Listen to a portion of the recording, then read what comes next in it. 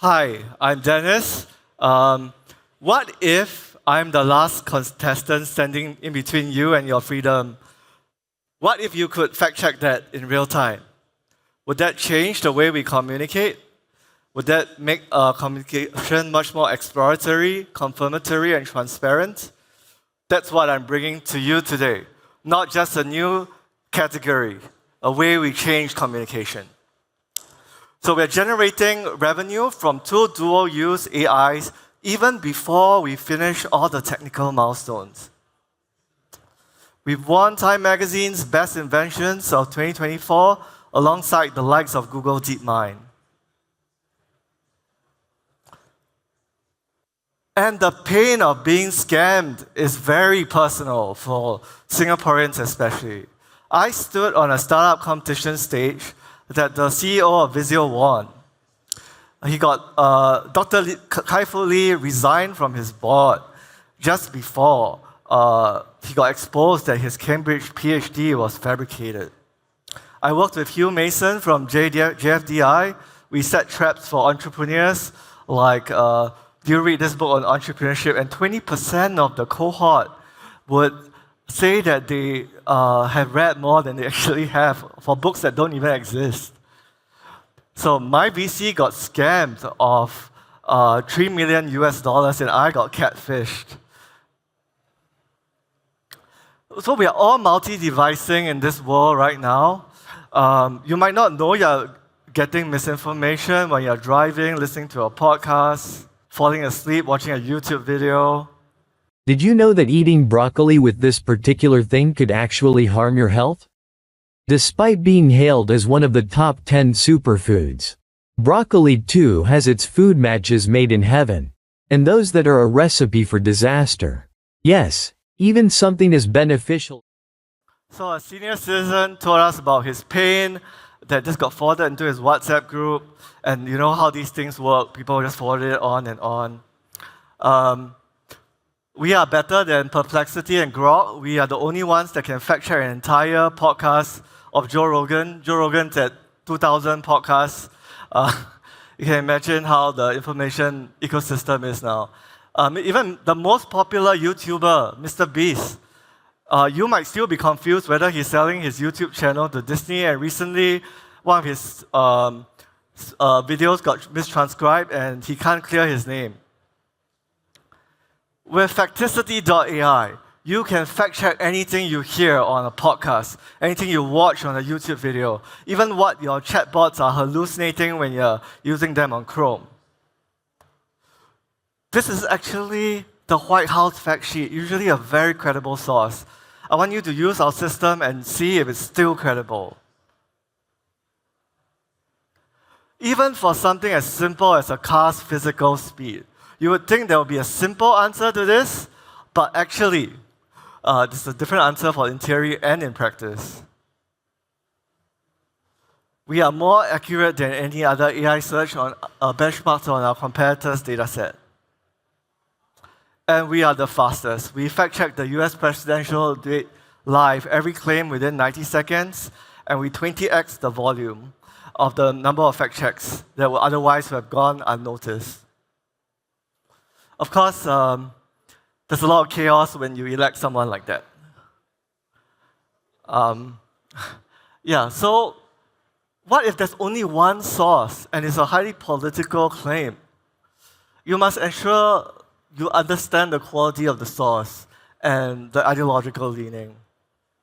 And that's what we want to do. We want to make the truth more transparent and meta-analytical to you. We are outperforming Grok, Copilot, Gemini by multiples and 3x more than Perplexity. And as mentioned, we are more multimedia too. This is the world's biggest problem. The World Economic Forum has said it's the biggest risk for humanity in 2 years running.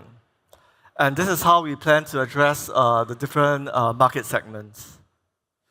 Even with a tiny advertising budget, we are at 3,000 unique weekly active users.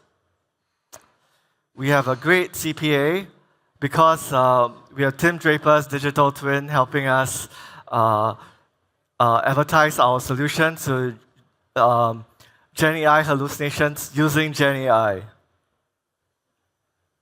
And we are paying people in both enterprise and essential plans. One of them is preparing to do a massive scale up. If you don't know already, there are Russian chatbots who are flooding Wikipedia in multiple languages with disinformation. Yeah, we just were at a virtual site event. The co-founder is very keen to help us launch a coin. The way the attention economy works now is there's perverse incentives to exaggerate, sensationalize, but there's no solution. There's no incentive for people to fact check Elon Musk when he's spreading fake news on X, for example. We are going to change that. Yeah. So what if French and Spanish sources largely disagree about a particular issue? We want to make the AI search radically transparent for you. All the sources will be there, what language it is, what country it's from. And we have 2 full patents and are building more deep tech as well. So what if, by the end of the year, while you're doing a Zoom call with a founder like me, you could fact check them as they are pitching you? What if you can fact check Elon Musk in his next earnings call to figure out how much indirectly ketamine he's taking? Yeah, so these are some of our partners, including AWS, who are very generously helping us scale up and cover a lot of our costs.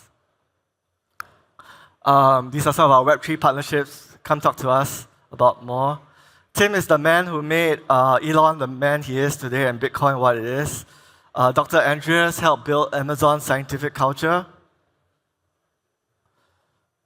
Yeah, so all we're asking for this is a measly $2.5 million. What's the thing you're most certain about? She cheated Rupert More Murdoch. people will have access to their own health information.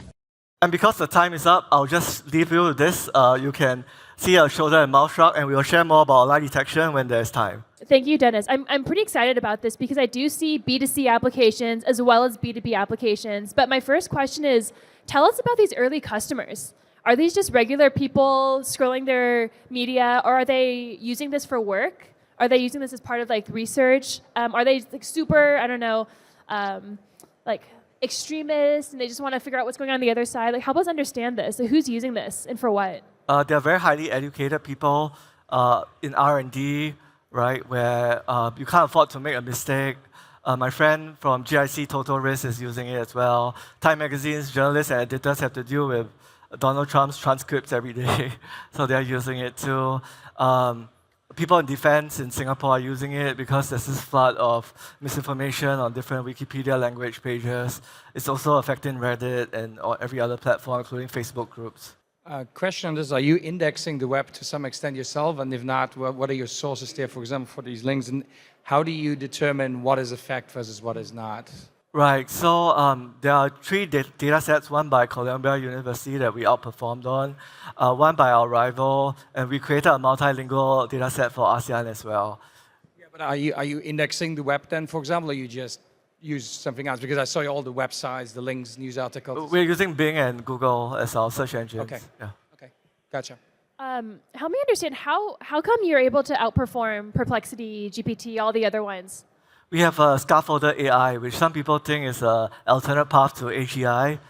Yeah, so that's part of our secret sauce. We're also using AdFonte's media bias chart, NGO that ranks different sources, even different articles. Sometimes even the New York Times has poor articles that are poor quality. Can I understand what is your plan and go-to-market strategy? How you plan to sort of scale and acquire users? So we have a very good CPA, as mentioned, through YouTube Shorts. You can check out our YouTube Fantasy AI channel. Google AdWords is also bringing us a lot of paying subscribers because we have unique selling points like social media fact checker that nobody else is doing, so that allows us to get the AdWords really cheap.